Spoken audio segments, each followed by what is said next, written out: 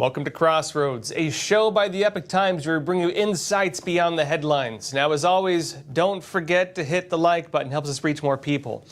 Now, look, a major ruling from the Supreme Court has brought an end to nationwide injunctions. They're over, basically. This could also unblock many orders from President Donald Trump. Many things that were put on hold are now free to move forward. Now, look, in a 6-3 opinion, the justices determined that nationwide injunctions, they're not legal unless they're done through class action lawsuits. And what this means is this: all the executive orders have been blocked by district judges in basically 5 parts of the U.S., and all of them right now are free to move forward yet again. This is Attorney General Pam Bondi on this. Watch it.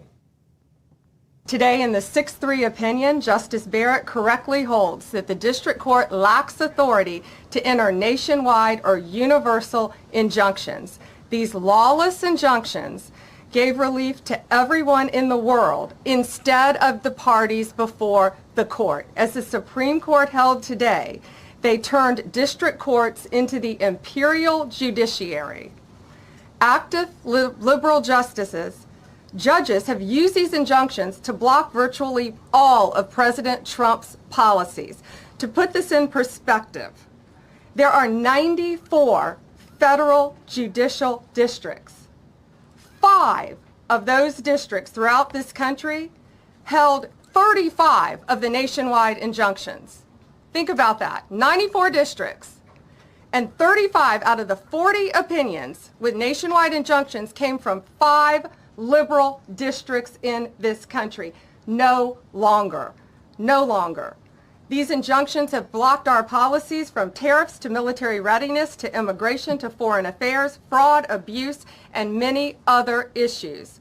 The judges have... Now, this determination unleashes a lot of Trump orders that were basically on hold because of the nationwide injunctions. A lot of them were on hold. And guess what that means? A lot of them are now active yet again. Now, that's no longer on the table. It also means that some orders are back on the table, quite a lot of them, and some big ones. Epic Times noted these could include key programs, including Trump's order to stop federal funding to sanctuary cities.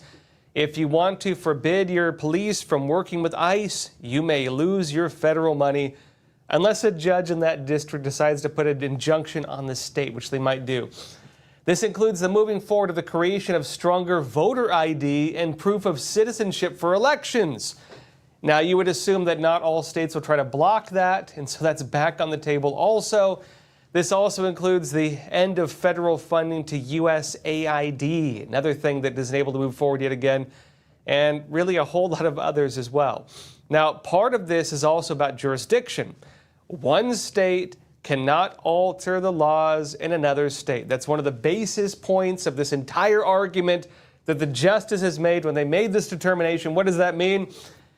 If you have California and a judge in a district there decides to block an action of the President of the United States temporarily until it can go all the way through the court system and make it to the Supreme Court and then be ruled on, which might take a year or 2 years or 3 years or 5 years or even longer, that means that that judge has effectively ruled and blocked the enforcement of a law or a bill or an order in all states across the entire country. And so California then is basically acting as, the President of the United States, or Washington, D.C. is acting in the powers of the United States, and so on. Not even that, just one judge in that state. That has been deemed not valid. That is outside the jurisdiction of states, and that is now the law of the United States. That whole power is gone. Now, this could also end the problem of judge shopping, one of the big issues that have been seen, where activist groups, what they do is this. They're accused of shopping around for a district judge they believe is going to rule in their favor. Now, to be fair, both sides of the aisle do it. Republicans do it and Democrats do it because it was known until now that's how you get things done. If you want to make a ruling, if you want to have something accomplished, you try to go to the state and the district judge who you believe is going to rule the way you want them to rule. For example, a free speech case on partisan grounds will probably do much better in Florida or maybe Texas than it would probably do in like New York or California, right? And so what people do is they look for a judge in a district that'll rule in their favor, and they keep going to that same area anytime they want something done. And it's been the case that nearly all of the nationwide injunctions, because of this, they're only coming out of about 5 districts. And so there's 5 districts that have effectively been doing this to the entire country. All the blocks on the orders of the president, it's almost only 5 districts doing all of this. And again, that's being accused of this type of judge shopping. Now, as I briefly mentioned, though, the justices, they left one exception to all of this.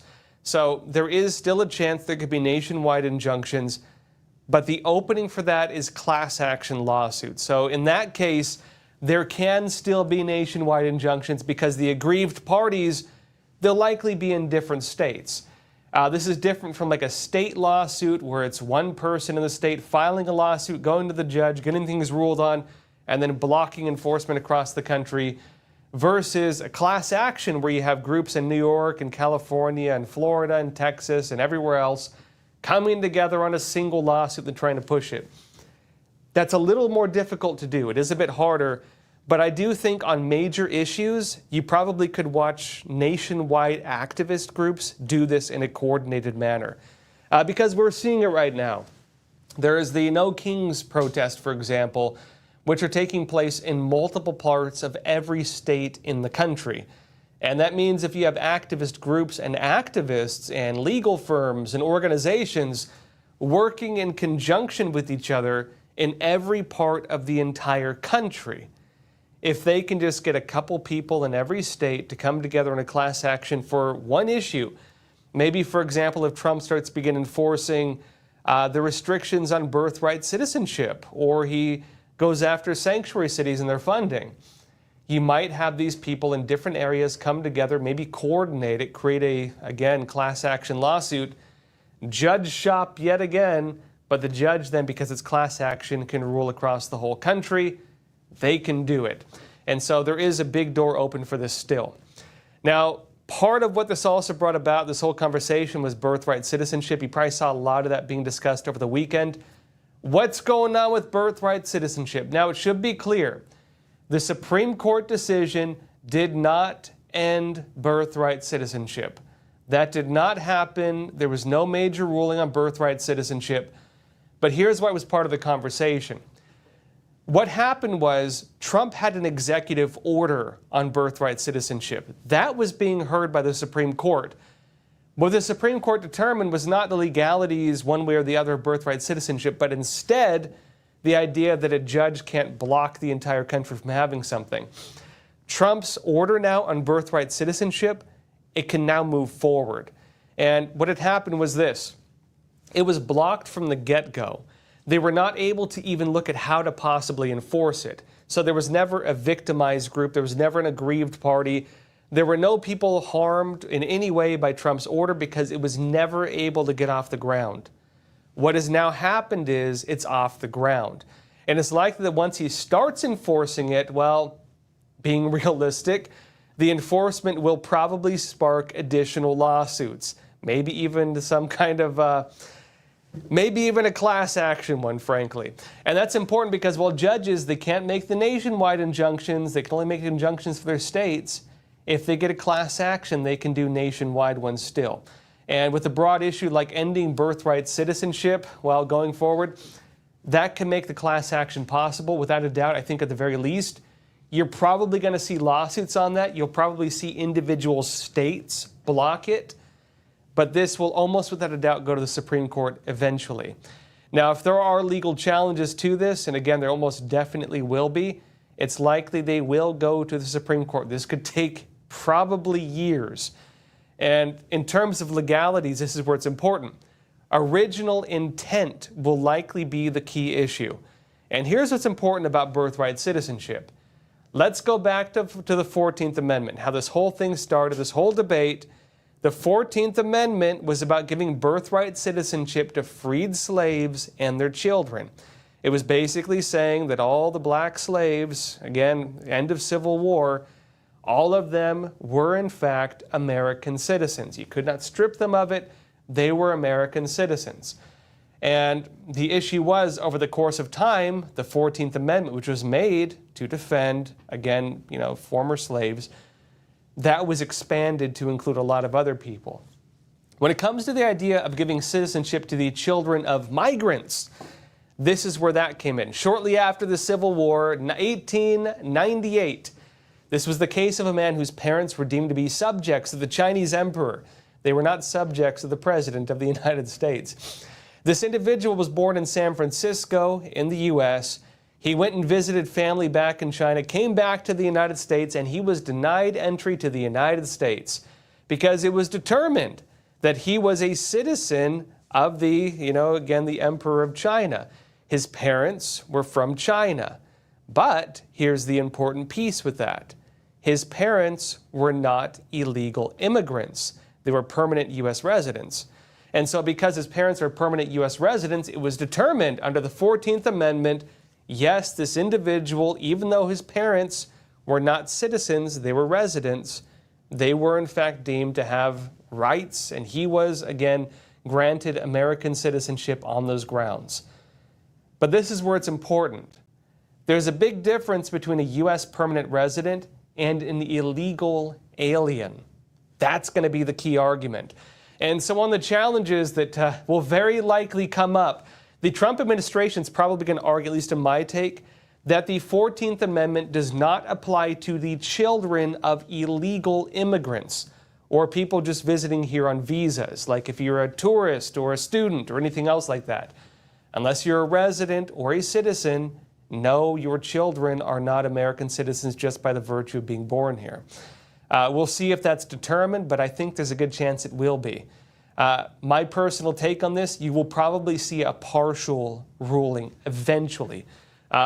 Once it goes back to the Supreme Court, you will probably see a partial ruling. That could be, for example, solely children of illegal immigrants are not citizens, or it could be even extended quite a bit. Maybe certain types of legal residency, maybe even like green card holders. We'll see if they extend it that far. Could be.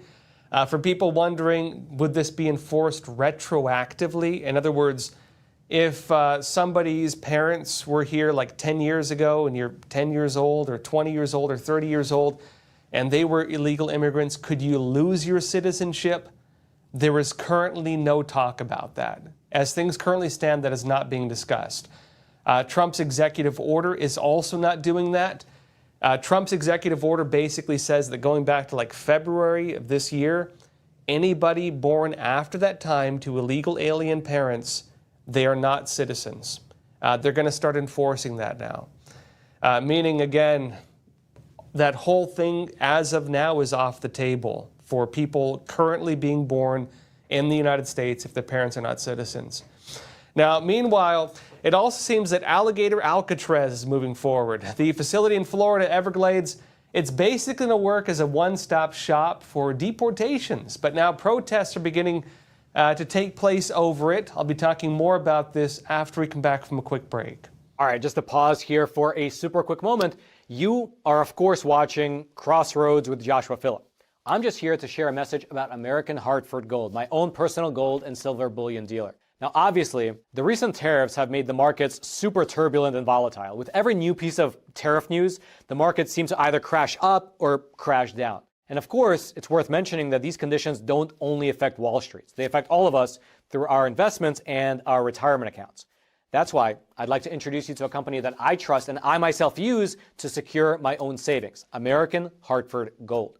They specialize in helping Americans move our assets into something tangible, into something you can actually hold, which is physical gold and physical silver, two precious metals that act as a hedge against all those decisions being made in Washington, D.C. They have an A+ rating with the Better Business Bureau. They have thousands of 5-star reviews, and they make the whole buying process super simple. Your metals can be shipped directly to your door, or you can transfer your current retirement account to a tax-advantaged gold IRA. And the best part is that right now, American Hartford Gold is offering an exclusive offer When you call them today and you mention the name Joshua, you could receive up to $15,000 in free silver with your initial investment. Take advantage of their special offer. You can either just call them at 877-260-2764 or text Joshua to 65532. All their information will also be down in the description box below. And now, back to Crossroads. Welcome back. If you're just joining in, support us and also independent journalism, as the Epoch Times is. Well, we're America's largest independent newspaper. Support us by hitting the like button. Subscribe to Crossroads. Leave a comment below this video. Let me know what you think. Now, that said, look, remember Alligator Alcatraz? We talked about it last week. It seems that Alligator Alcatraz is, in fact, moving forward. It might actually be built fully pretty soon. It's going to hold about 5,000 people on a rotating basis as they're deported. Now, the facility in the Florida Everglades, it'll basically work as a one-stop shop for deportations. But the location of it and the dangers of the surrounding area, like alligators and pythons, they're also sparking protests. To be clear, it's basically recognized the whole place is pretty dangerous. They're not even bothering building a fence. They're not even trying to build a fence because the Everglades are so dangerous. Now, first off, on the facility, local authorities are moving very quick to build it. Town Hall said this: Florida Governor Ron DeSantis is taking bold action to address the ongoing immigration crisis by unveiling plans for a new detention facility in the Everglades.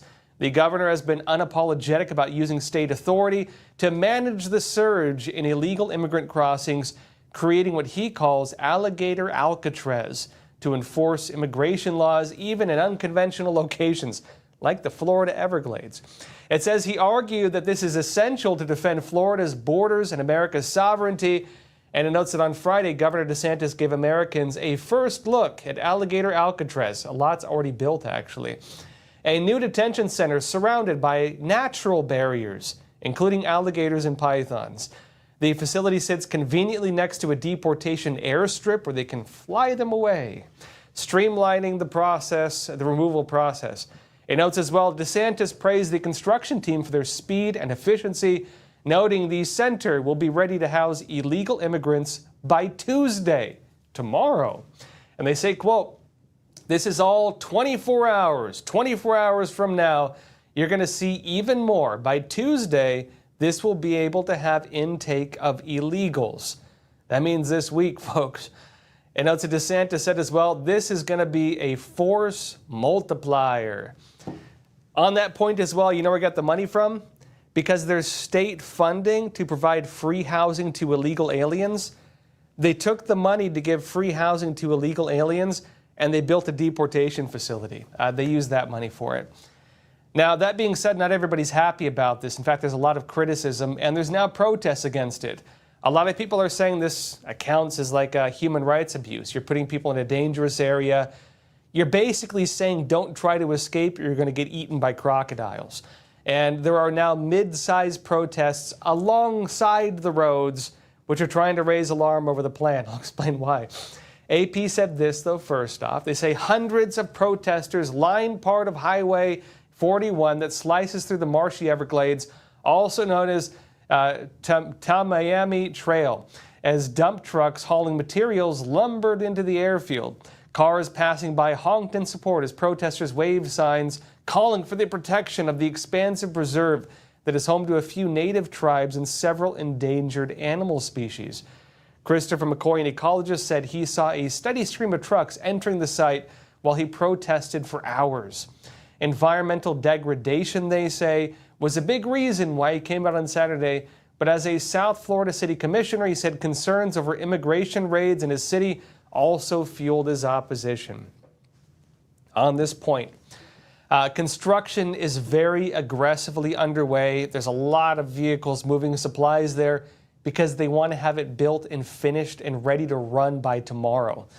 And when it comes to the protests, why are the protesters standing on the side of the road and not blocking traffic? Do you know why? It's because in Florida, if you block traffic, they're allowed to run you over. Florida has a law on that. You're not allowed to block traffic. They can just drive right over you. Kind of kind of extreme, some would argue. But at the very least, what that means is it's not preventing the construction of the site. They actually can't block the construction. And even if they don't get ran over, they can get arrested. So people are not doing that. That means that they can just stand on the side and, yell at the cars going by. And that's about all you see happening right now, meaning they're not going to stop the construction. The protests are expressing unhappiness, but they can't do much else from, besides that. All they can do is express discontent. They cannot block it. Now, on that point, though, the Department of Homeland Security has responded to all of this, and DHS posted a meme. You can see it's an AI image of alligators wearing hats for ICE, or Immigration and Customs Enforcement, suggesting again that ICE does seem to support, and Homeland Security does seem to support, Alligator Alcatraz. And they're regarding the alligators as part of the whole operation. They're the security forces. Now, like on another topic, Donald Trump is moving forward to trade deals. Or, well, let's say he's not moving forward with some countries. In particular, Canada is kind of off the table. This is going back and forth. Canada did something. They've put it on hold. But Trump is not happy with them. And in response to Canada putting retroactive taxes on U.S. companies, this could now be a shot over the bow also for European countries that are doing similar things to the United States. This is what Trump said about Canada. Truth Social, he said this: "We have just been informed that Canada, a very difficult country to trade with, including the fact that they have charged our farmers as much as 400% tariffs for years on dairy products, has just announced they're putting a digital services tax on our American technology companies, which is a direct and blatant attack on our country.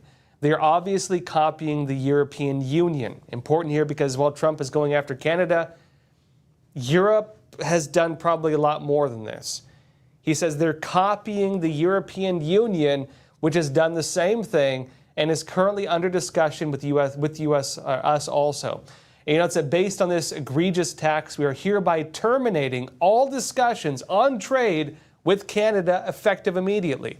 We will let Canada know the tariff that they will be paying to do business with the United States of America within the next 7-day period.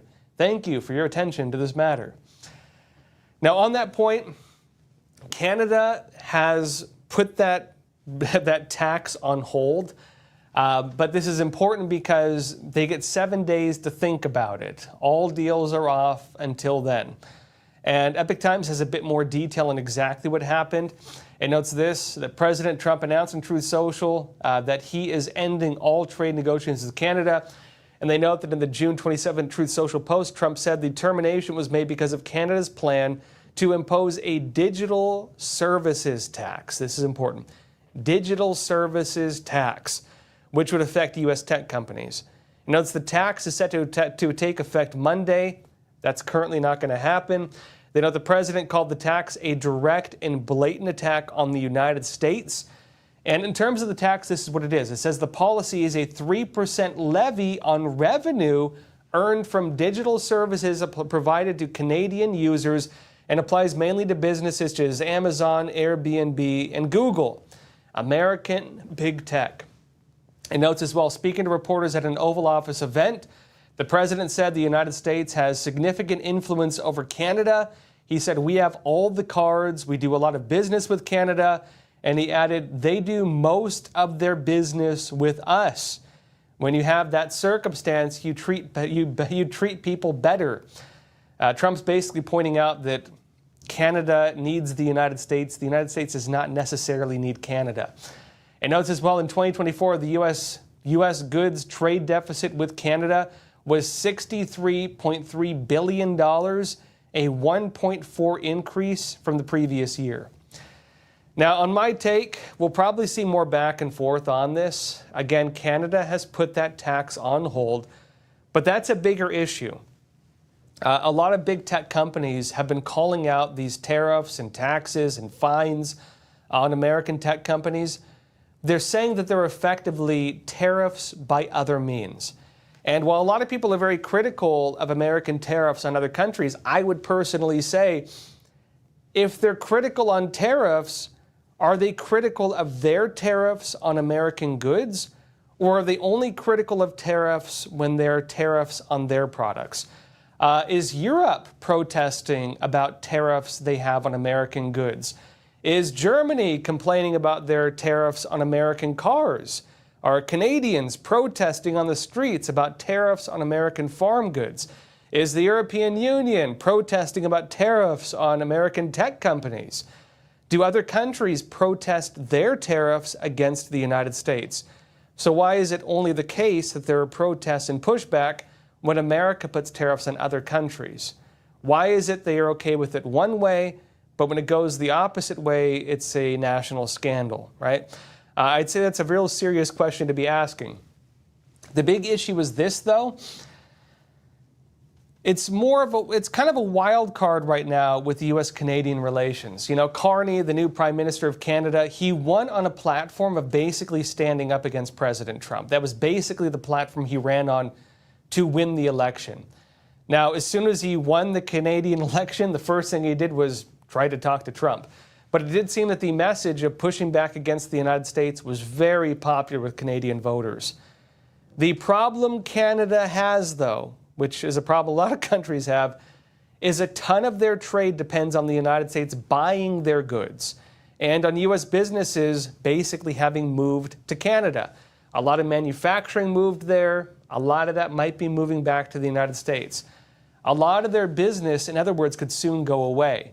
When it comes to energy, timber, manufacturers having gone there, the kind of bread and butter of the Canadian economy, America is already looking to replace that. Even the energy construction, again, even like the power plants they're building in the U.S. For example, the very large nuclear facility they're trying to build in New York, that will make many U.S. states no longer dependent on Canada. And we'll see what that means for Canada in terms of trade, because I don't think it's in the U.S. interest either to crash the Canadian economy. The other big piece of this, though, is that Canada could try to trade elsewhere. A lot of people are saying, well, they could look for trade deals in other countries. They might go to China. I don't think that's likely. Canada actually, as well as many other countries, they're in some ways, they're actually harsher on China than the United States is. They've actually put tariffs and sanctions on Chinese goods. Canada is pretty strong against the CCP. But the other problem they face, though, they're not looking to buy. They're looking to sell. This is the problem that they're struggling with, and a lot of other countries are struggling with when it comes to the U.S. tariffs. It's a big difference between buyers and sellers. It's not too hard to find sellers.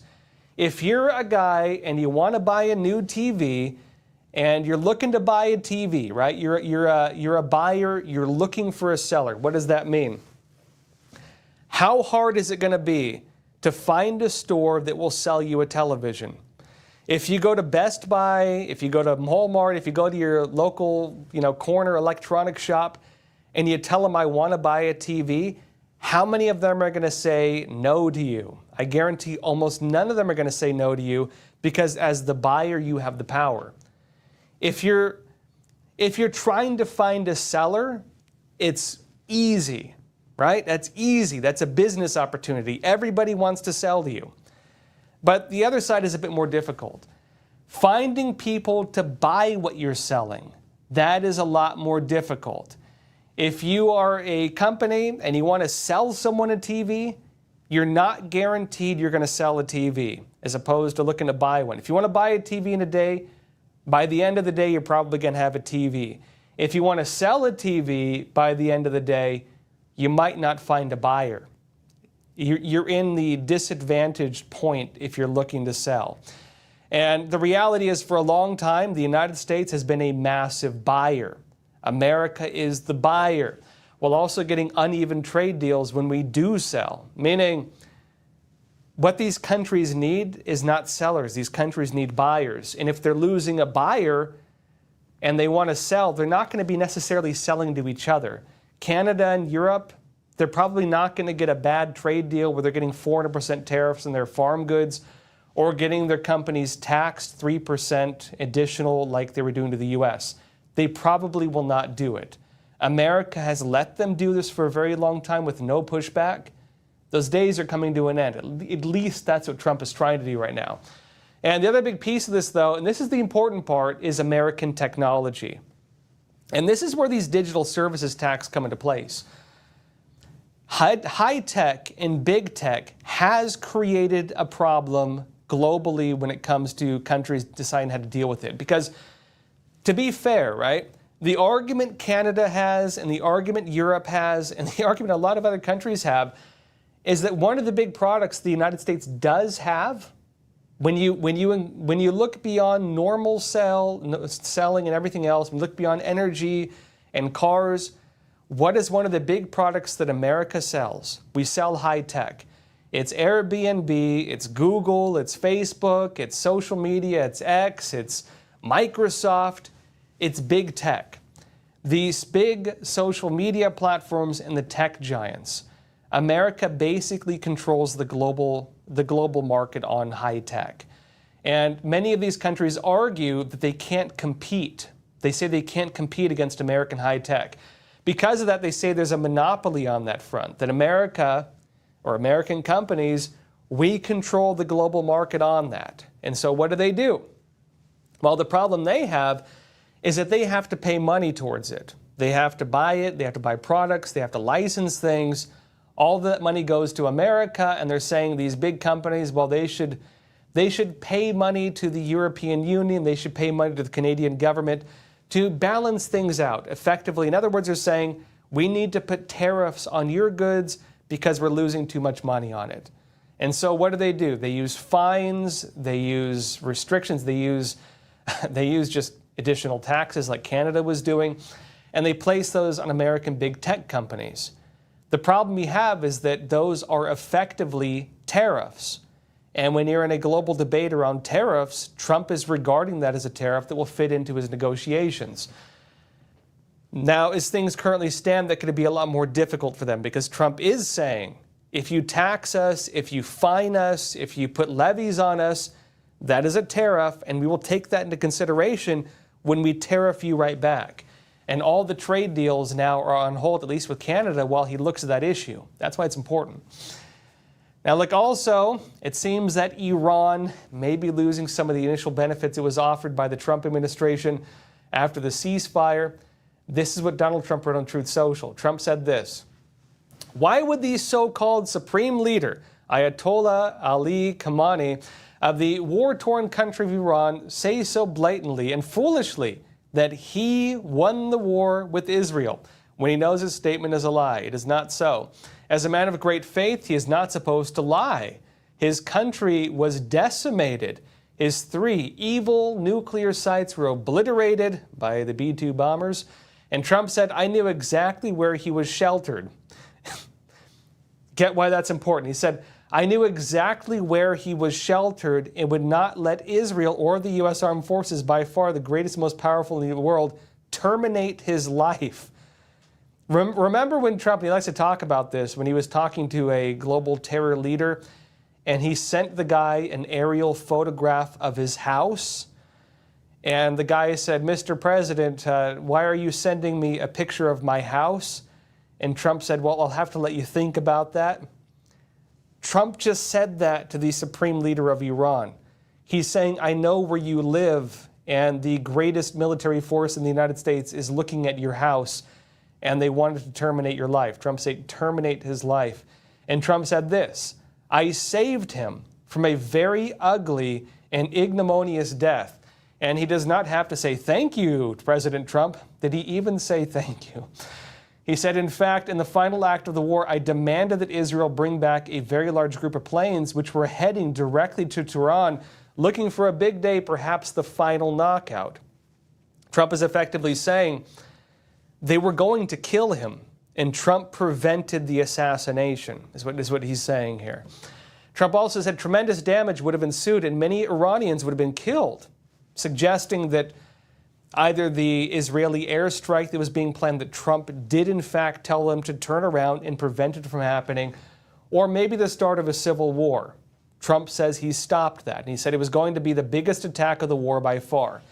During the last few days, I was working on the possible removal of sanctions and other things, which would have given a much better chance to Iran at a full, fast, and complete recovery. The sanctions are biting. But no, instead, I get hit with a statement of anger, hatred, and disgust, and immediately dropped all work on sanction relief and more. He said Iran has to get back into the world order flow, or things will only get worse for them. They are always so angry, hostile, and unhappy. And look at what it has gotten them. A burned out, blown up country with no future. A decimated military, a horrible economy, and death all around them. Trump said they have no hope, and it will only get worse.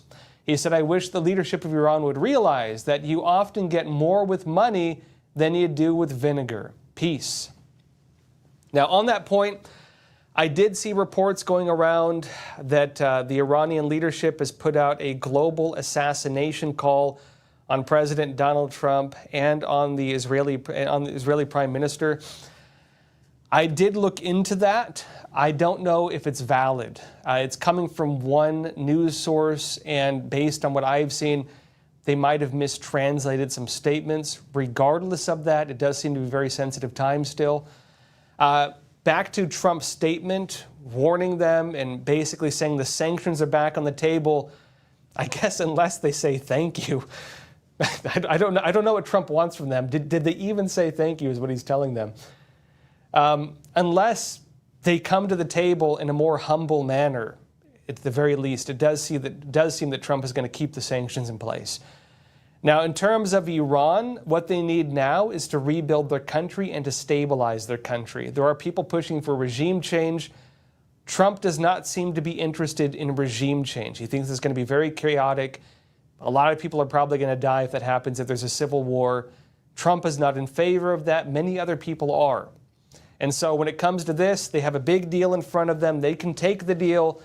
They can come and say thank you and say, you won, Trump, and then maybe Trump will remove the sanctions because it's on those grounds that he's put that on hold.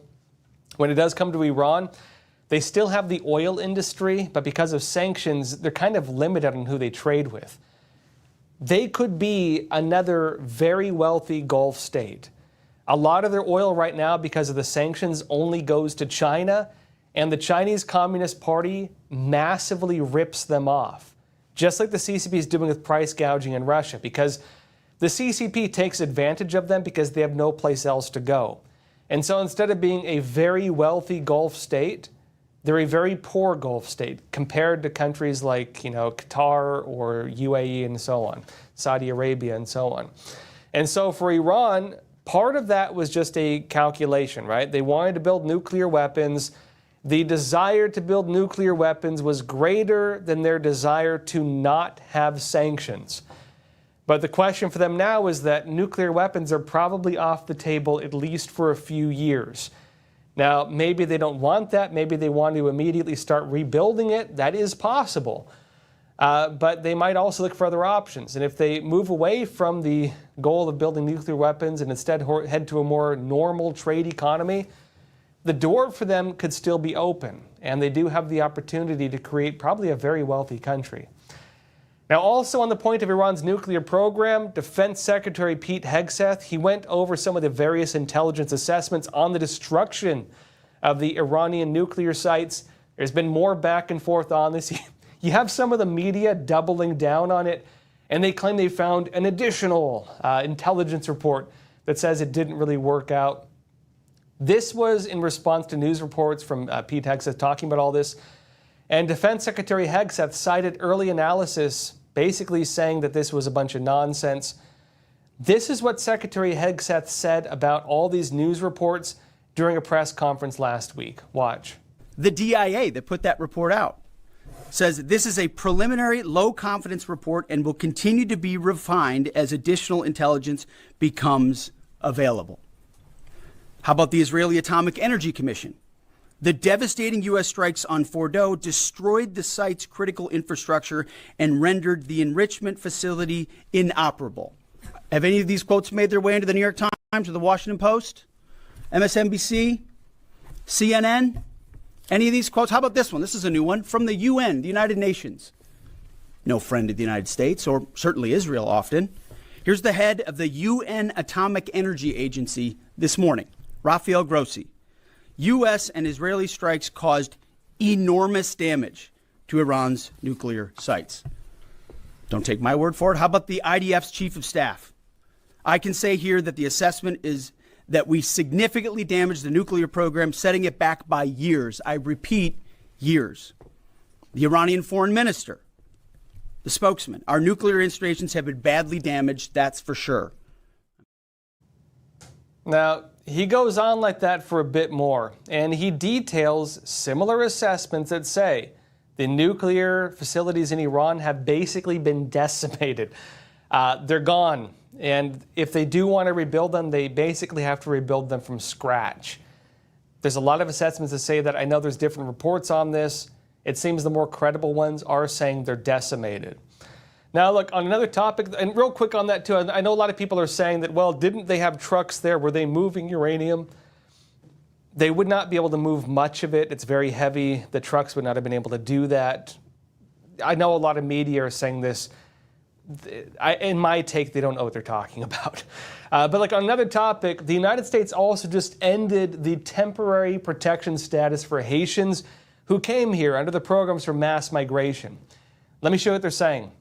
U.S. Citizenship and Immigration Services alert.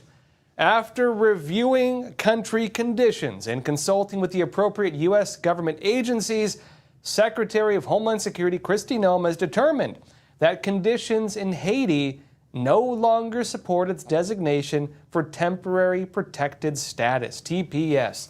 Haiti's TPS designation and related benefits terminate on September 2nd, 2025, meaning September, time to go home. Over 500,000 Haitians are now up for deportation. Now they could self-deport, or they could go visit the Florida Everglades and be deported from there. The choice is theirs, it seems. But since the people, they were here under temporary protection status, TPS, what does that mean? If you're here under TPS, you're not undocumented. You are documented. That means they know where you are. They know your general location, they know your data, they know your information, and there will be a streamlined process to deport people who were here unless they decide to go on the run.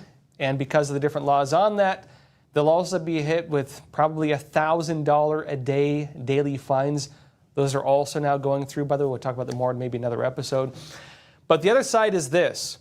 Haiti is still deemed an unsafe country for Americans. It's still not safe. Americans are advised to not go to Haiti. And so some people are saying, well, look, if you're saying that Haiti is an unsafe country for Americans, you still have a travel warning there, but you're saying it's safe enough to send people back to, then is it really okay to send them back? That's the argument here. Again, Haiti has been an unsafe country for a very long time. I'd say if you want to go by history, Haiti has been an unsafe country since the 1800s, when the slaves made an uprising, murdered the French slave owners, every man, woman, and child, and then declared their own country and then lived under a warlord, and then, again, turned into what they are today. They've never been a safe country. And so the issue you have is a country that's always been destabilized for the most part. Is it safe? No, it's not a safe country. The other question, though, is it safe enough to justify mass migration under TPS, temporary protection status? The context of that, the creation of TPS, the designation for Haiti, it was because you had a gang that was overthrowing the country. And the gang uprising, freeing the prisoners, barbecuing people and eating them. In fact, the gang uprising was led by a guy whose nickname is Barbecue. I would say the country was probably unsafe, and it probably was justified to bring some people here to get away from that. The country itself was destabilized. The government was destabilized. During that time, I would say it was probably justified to get them to a safe place while that was dealt with. And the issue now is, well, the gang uprising that was risking overthrowing the government, that part seems to be about over. And so while it is still not a safe country, it's not much better. It's not much worse off than it has been since the 1800s. But look, this is also an issue. Many countries have problems of crime and violence and gangs and terrorists. If you want to talk about Latin America, you have a lot of countries that are destabilized to an extent by cartels. Mexico has a huge violence program because of cartels. A lot of countries do. But does that mean the United States should offer migration policies for every person in all of those countries? If the United States were to say that if you risk gang violence or things like that, it would basically mean we would have to allow every person in Mexico, every person in Nicaragua, every person in Guatemala, every person in Honduras, every person in most of Africa, every person in most of the Middle East, not most, quite a few places in the Middle East, to come here. And if America is saying that if you have a gang problem or a violence problem, then you're allowed to come to the United States, we're basically go-to for most of the third world. And the question is that good for us? Is that something we should do? Now, for a while, the answer to that has been yes. A lot of people have said we should do that. And when it comes to countries like Honduras, which has been destabilized by like 5 different major gangs, that was the reason for it. Now, the problem we have also brings up another point, which is whether amnesty should be given to people who face persecution by their own government or from a war. And this is where the argument for actual amnesty comes into play. When you actually do offer people legitimate amnesty, usually the only justification for that would be if the people are risking persecution by their own government. If the government is destabilized, if there's a civil war, if a group of people are being targeted for extermination, there's a genocide. Normally, under those circumstances, that is the condition on which you allow for amnesty. I should note as well, this is not something that a country has to do. It is a nice thing for them to do.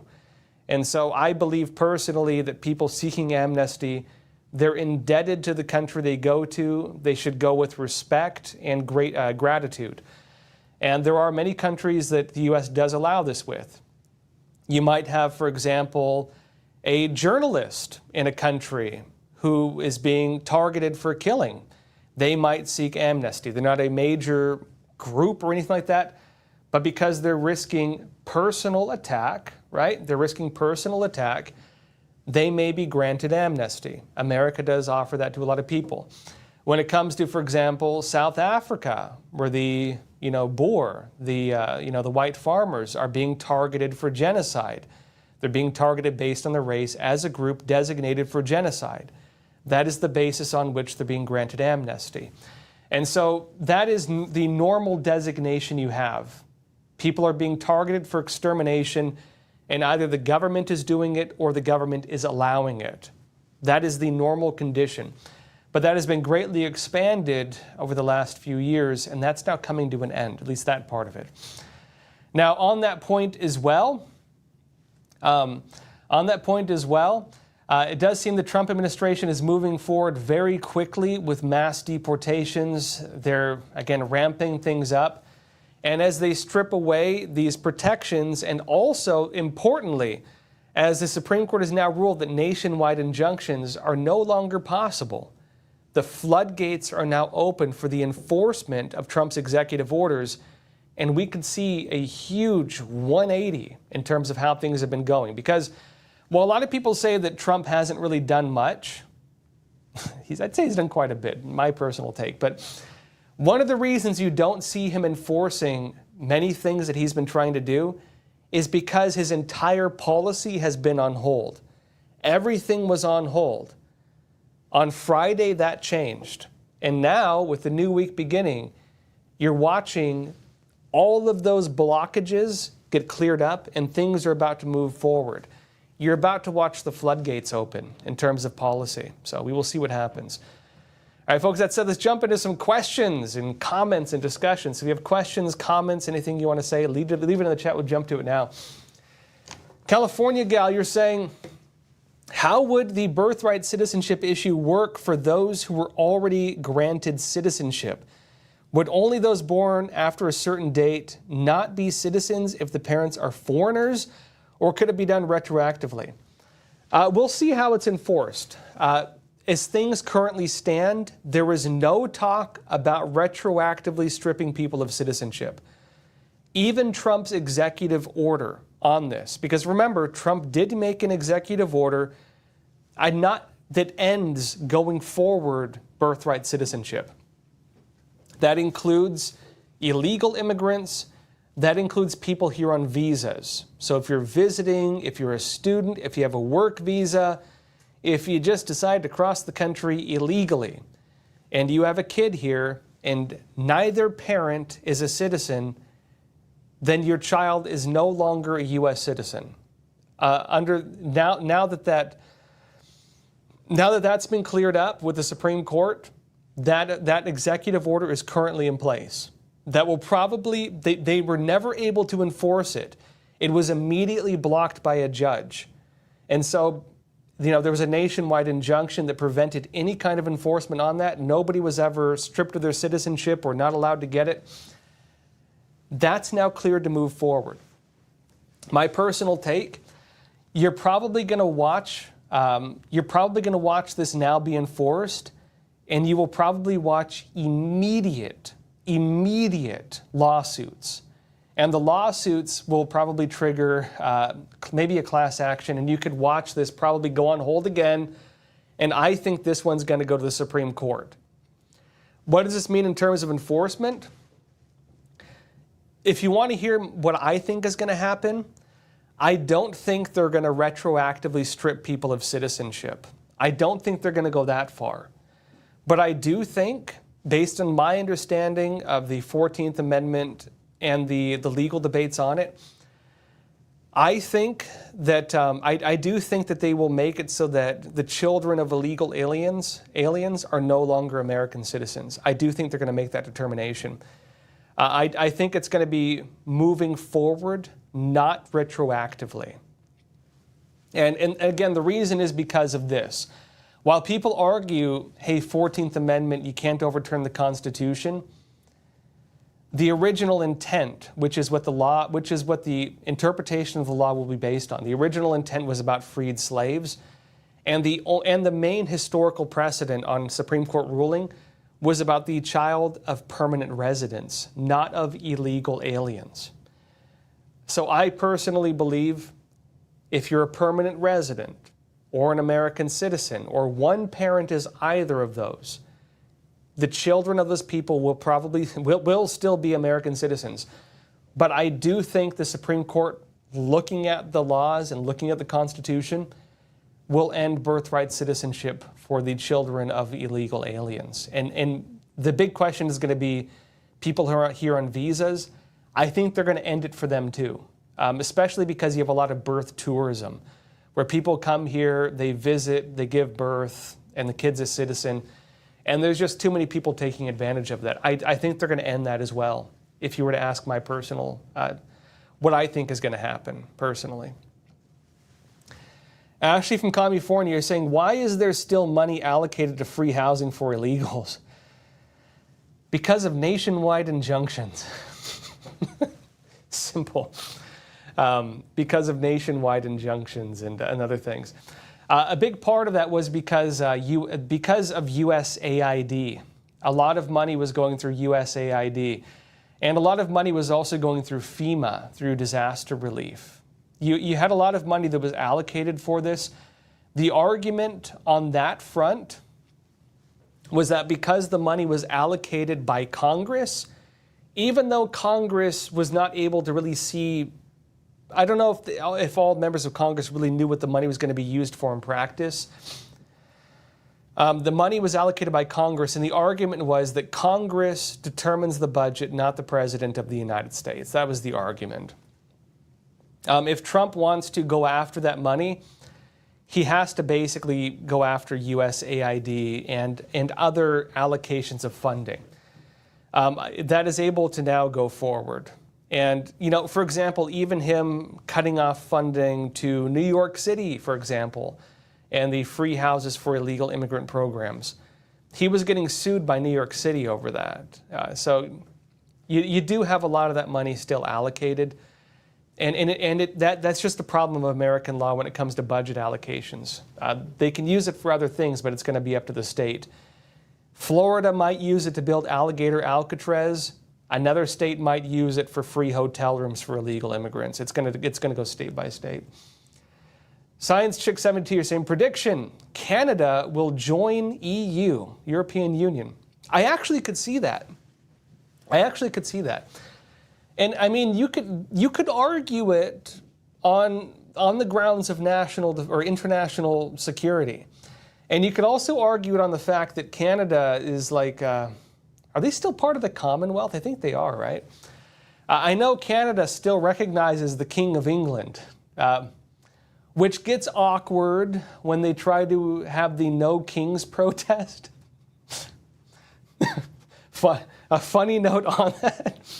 You know how they have the No Kings protest in the United States? They were doing similar programs in other countries, but they had to rename it as like the No Dictatorship protests because some countries, they do have kings. And so it gets a bit awkward when you say no kings and you have a king, when you do have a king. Yeah, James Dyson's clarifying. Yeah, still British, Josh. Yeah, I think they're still Commonwealth, right? On that point, Trump is actually thinking about bringing the United States back into the British Commonwealth. Probably not where we recognize the King of England, but probably still being part of the Commonwealth, right? James Dyson, you're saying, Josh, do you think of China's new stealth military technology of nano mosquito drones with cameras, and if they are swarmed into the interior of America, will this be a serious threat? Yeah, so the Chinese Communist Party and a lot of other places, they're building nanobots, tiny little robot drones. And there's a lot of talk about how they could use these. One use is espionage. They could use them to spy on you. You think you're having a nice private conversation, and there's a little robot mosquito on the wall that's listening to your every word or spying on you, videotaping you. They actually do have those. That's not sci-fi. Those already exist, according to the allegations of some officials. There's a very funny history of espionage with this, including, for example, I want to say it was like the U.S. government this is a documented case, they tried making a spy cat for the Soviet Union, and they spent a long time like putting like spy devices in a cat, and they let the cat go, and the cat immediately got hit by a car. So that mission failed. But they have found other ways to do this, like spy drones and so on. Now, the bigger concern, I'd say, with these little mini spy drones is this. The big concern is assassinations. The concern with a robot mosquito is it could land on your arm and inject you with poison, or, I don't know, something else that might kill you, or I don't know, something else. Maybe the sky is the limit of what you could use it with. Maybe even steal your DNA for biometrics. There's a lot of things you could do with it. And there's that. And there's also the issue, as James noted, of drone swarms. Drone swarms. Because we are seeing this kind of technology used in war right now. I'd say in Ukraine. I mean, really, if you look at the video footage coming out, it's horrifying. It's like a nightmare. You know, we all watched the Terminator films when we were younger. It's real in Ukraine right now. You're watching robots kill people en masse. They're massacring people, dropping bombs on them. It's not like a skeleton thing. It's this little drone recording people as they cower in their bunkers and so on, and pray for their lives. It's terrible stuff going on. That's the new face of war. That's what war now looks like. Now, imagine if instead of having a kind of loud, very visible drone flying and trying to hit you with a bomb, It's a tiny little drone that you can't see until it's very close, and you probably can't hear, and it just flies up and kills you. What's going to be more effective? Probably the nano drone. And so that is going to be a big problem, I think. You know, this whole AI stuff, I know I probably sound like a Luddite when I talk about it. I don't like it one drop. I also understand why people are doing it. I understand that if America does not develop it, China is going to develop it, whether we like it or not. And the concern is that whoever moves fastest on this is going to dominate business, manufacturing, and probably military. If you fall behind on it, you're gonna be the guy with the bow and arrow trying to fight against the firearm. Yeah, that's going to be the reality. You're going to be the guy with the axe trying to fight against a tank, and that's the generations of war. I don't like it one drop, but it is unfortunate the way the world is developing. Unless the world decides to turn the clock back, that is the reality. But we'll see what happens. Maybe they'll make more EMP type technologies or signal jamming technologies that could block this kind of stuff. I think some of you might have saw as well, there are large shipments of signal jammer backpacks being sent mysteriously from China to the U.S. Some people are concerned that that's going to be used to launch terror attacks or maybe a military attack from sleeper cells. I don't know what they're going to use it for, but that is like military grade. And if you have a person wearing a signal jammer backpack, I don't know if people have heard about these. They're backpacks you can wear with little antennas sticking out of them, and they jam certain frequencies of radio signals. If a person wears one of these, they can block certain Wi-Fi signals.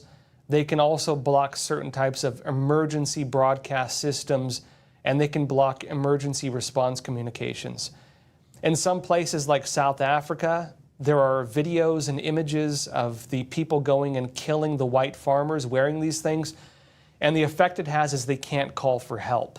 So if you want to do assassinations, if you want to do a large-scale terror attack, that's what people are going to be wearing for that. If you were to ask me what could they possibly be for, I have no idea. But my concern is this. The CCP may be supplying this to either CCP sleeper cells that might want to launch, for the event of a war, or they're going to supply them to terrorist groups, to terror cells. And imagine the Mumbai terror attacks where you have, 12 guys running around with machine guns, shooting people and killing people. Imagine that, but they're wearing signal jamming backpacks so that police and response teams can't communicate with each other to go after them. And people can't call the police. It's a huge threat. And there are reports the United States is currently intercepting signal jamming backpacks being sent from the Chinese Communist Party to the United States. Stuff that I'm concerned about, personally. All right, everyone, that said, happy Monday. Wish we could end on a brighter note here. A lot going on. 4th of July this week. Hope you have a good plan for the weekend. A lot going on. Join me tomorrow. I'd imagine we're probably going to see a lot more today. The big, beautiful bill, as Trump calls it. We'll see if it gets the votes. It looks like it might, but we will see. We'll be talking about that once it gets passed or if it gets passed. And that said, folks, join me again tomorrow, 10:30 a.m. Eastern Time. That said, please don't forget to like and share this video. And that said, as always, please take care of yourselves, stay informed, and stay free. Thank you.